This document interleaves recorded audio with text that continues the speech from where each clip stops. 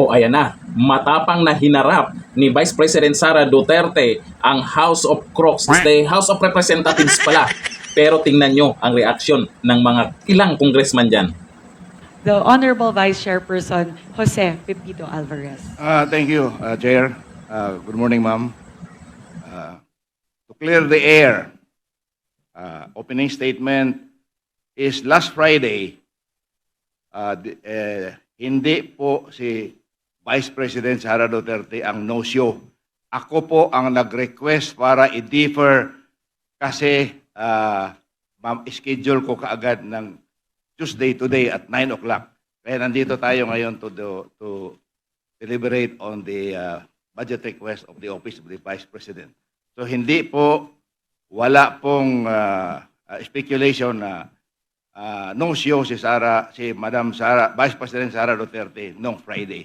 Ako po ang nag-request na para i-defer. Ayun. So the air is now clear.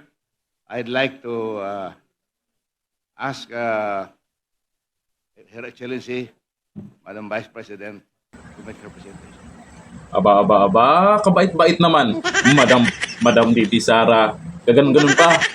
Vice President Sara. Nasaan na yung tapang nyo? Yung pinagyayaw-yaw nyo na itong nakaraan. At yung boses nila habang nagtatanong dyan kay VP Sara Duterte, mukhang biglang naging mahinahon. Ramdam nyo na ba na siya ang sunod na magiging president? Nako, malamang yan ang nasa isip nyo. Siguro habang nagtatanong kayo, paano kaya kung maging presidente ito? Ano kaya ang sasapitin namin dito? Di ba? Yan ang totoong matapang. Bakit matapang? Walang tinatago at hindi kurap gaya. Sino ba? Sino ba yung mga sinisigaw kinakanta nila dyan? Magnanakaw. At hindi siya napasama dyan sa korupsyon ngayon tungkol lalo yan sa flood control projects na umabot na ng trilyon. Dyan sa budget hearing ay wala kayong masisilip dyan. Recorded lahat ng mga nagastos ng Office of the Vice President. Yung COA nga walang problema. Tapos ngayon ang bait-bait nyo pala. Samantalang yung Pangulo hindi nyo kayang ipatawag dyan, di ba? Sa bagay, Pangulo naman yun. Nangyayari ngayon dyan sa hearing ng House of Representatives pala ay mukhang nag-iba ang ihip ng hangin. Noon, talagang ang tapang nila. Pinagtutulungan pa si VP Sara.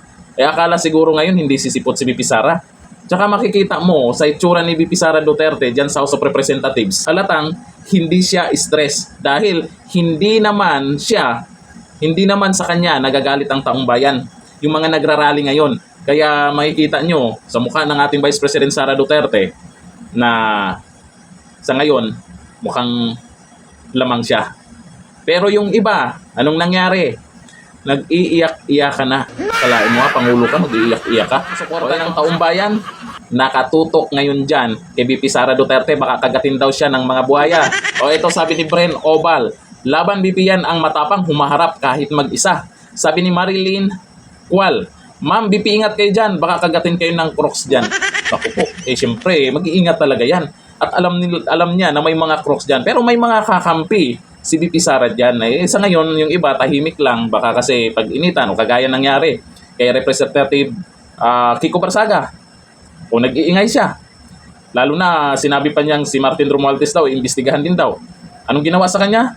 Sinampahan ng ethics complaint. O di ba? Ganun lang yung nangyayari diyan. O sabi ni Mabelen Vistal, dapat ipaharap din diyan si Saldico at Romualdez. Nako, si Saldico, iwan ko lang kung nasaan na yun. Hindi na siguro uuwi yun. Sabi ni Tasti Busog, pero ang president hindi kayang humarap diyan. Ay hindi man naman nila pinapatawag. Di ba? Hindi nila papatawag yan pagdating sa budget hearing. Approve agad. Walang kahirap-hirap. Sabi ni Raymond Montelto, ingat po kayo dyan, VP Inday Sara Duterte, madaming gutom na buhaya dyan. Yun po yung mga komento ng mga netizens. Talagang binabantayan nila. Kasi baka may mananakmal dyan ba? Alam niyo naman dyan, meron dyan ang laki na. Sabi ni Elser Otasa, ang ganda ng ngiti ni VP, walang ka-stress-stress. Samantalang yung iba dyan, nag-iiyak na. Minsan galit, minsan nag-iyak. Hindi na alam kung anong magiging gawing solusyon dito sa pero sa mga nakabantay dyan at sa mga nagko-comment dyan na nag-alala kasi may mga buhaya daw dyan, tingnan nyo naman yung nangyari. Biglang bumait at nabahag ang buntot ng mga iilan dyan na nakaraan. Nagtapang-tapangan. Napanood nyo ang hearing ngayon? maayos na nagsasalita. Hindi man lang tumaas yung poses ng mga congressman dyan. Talagang nire-respeto nila si VP Sara. Kasi naman, malapit na magiging presidente siya. Kaya yung iba, kinakabahan na. Hanggang dito na lang. Thank you. Bye-bye.